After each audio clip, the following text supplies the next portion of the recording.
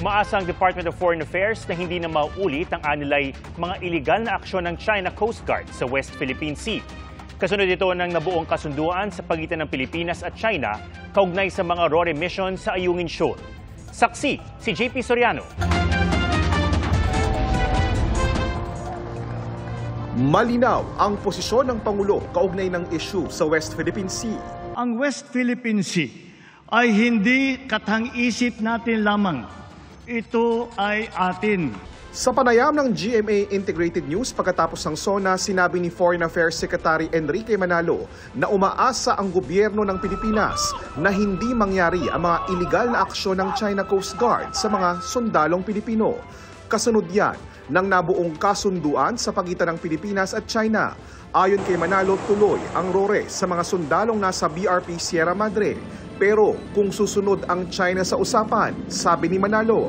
Well, it's really an effort that we work with China to find a way there where we can de-escalate the tensions and find a way where we can undertake operations without any more of the events that have happened. So hopefully that will happen.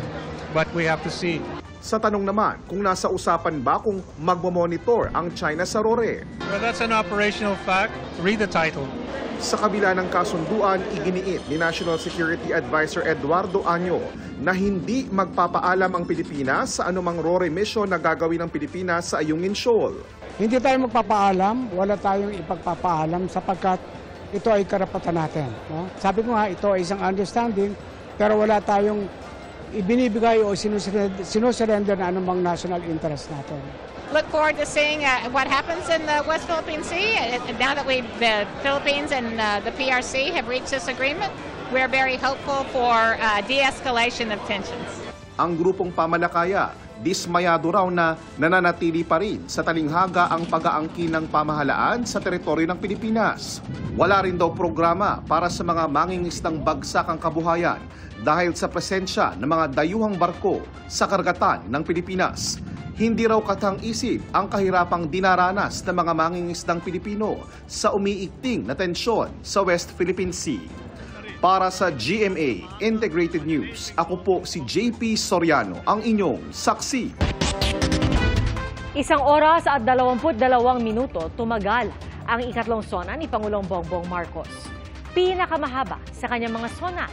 Mahigit 100 beses itong pinalakpakan at dinaluhan din ng iba't ibang matataas na opisyal ng ehekutibo, lehislatura at hudikatura sa bansa, gayon din ang kinatawa ng iba't ibang bansa at iba pang panauhin.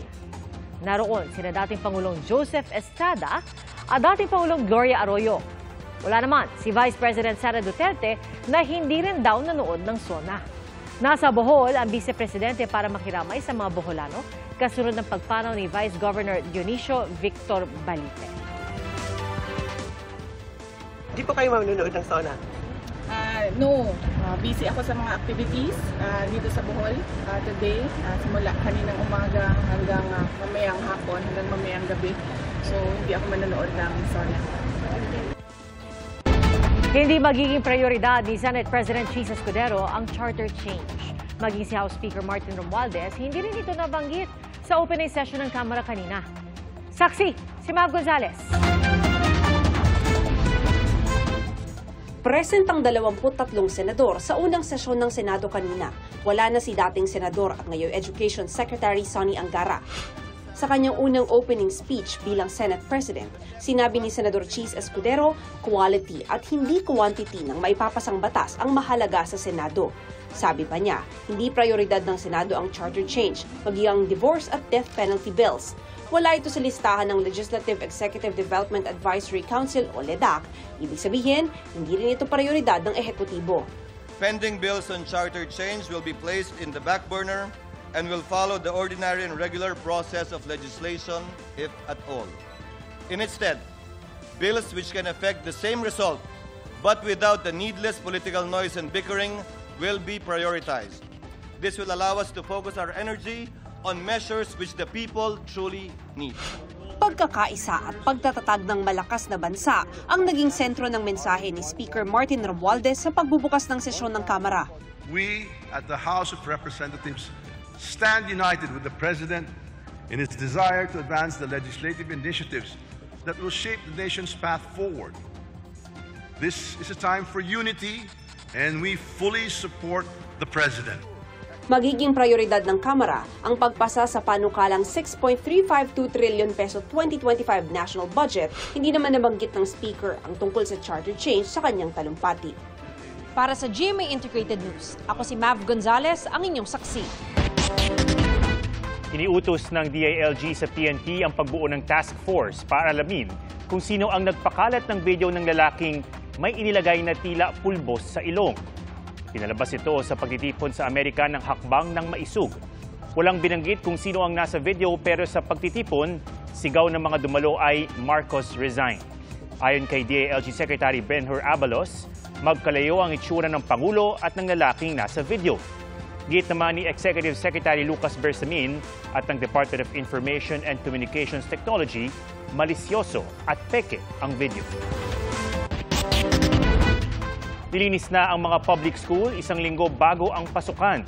Tinatanggal ang mga naipong tubig para iwas dengue. Saksi si Darlene Kai.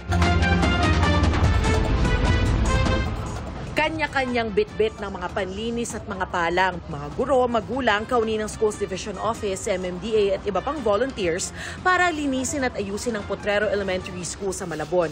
1 linggo yan bago ang opisyal na pagsisimula ng klase.